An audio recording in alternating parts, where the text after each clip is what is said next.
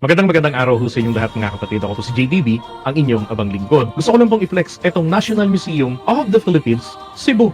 Available na pala. Alam niyo, malaki maitutulong lalo na sa bagong henerasyon na mabalikan ang mga sinaunang Pilipino. Ang mga museo ay mga institusyon na naatasang mangolekta, mangalaga at mag-display ng mga artifacts. Galing pa noong sinaunang panahon.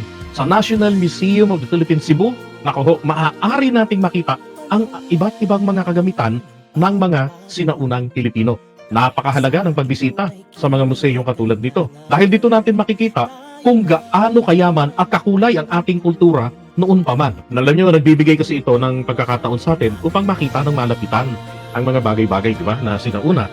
Usually nakikita lang natin ang mga ito sa mga libro, dyaryo, TV, at internet. Pero iba pa rin yung harapan, di ba? Iba kasi ang nagiging epekto sa atin kapag nakita natin ang harapan ng isang bagay. Diba? Ayon nga sa isang research, mas maaalala at mas natututo ang isang tao tungkol sa isang bagay kung personal na itong nakita at naranasan. Diba? At saka, mas madali at mas maayos din nating matututunan ng mga aralin sa kasaysayan dahil nagbibigay ito ng malinaw na ideya kung gaano o paano nga naman nabuhay ang mga sinaunang Pilipino. Ang mga museyong katulad ho ng itong National Museum of the Philippines, Cebu ay nakatutulong din upang maipakita sa mga foreigner ang kultura ng ating bayan, di ba? And take note, again, wala po itong bayad mga kababayan, and this is very, very accessible. At saka, makikita po natin doon, ito, meron diyang mga historical paintings, katulad na lang ng Battle of Mactan, First Baptism and Mass, at saka yung Magellan's Cross, and local pride.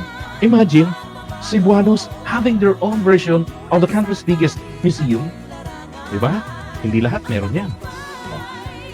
Kaya sana makabisita tayo sa National Museum of the Philippines, Cebu, hindi lang upang maaliw o hindi upang matuto. Maipaalala din sana natin sa mga susunod na henerasyon na bumisita sa National Museum of the Philippines, Cebu upang kanilang malaman ang mayaman at makulay na kultura ng Cebu na pinayabong ng panahon. Diba, bongga? Kaya ho mga kapatid, stay tuned for more updates and exhibits of the National Museum of the Philippines, Cebu with the support and initiative of First Lady Liza Marcos.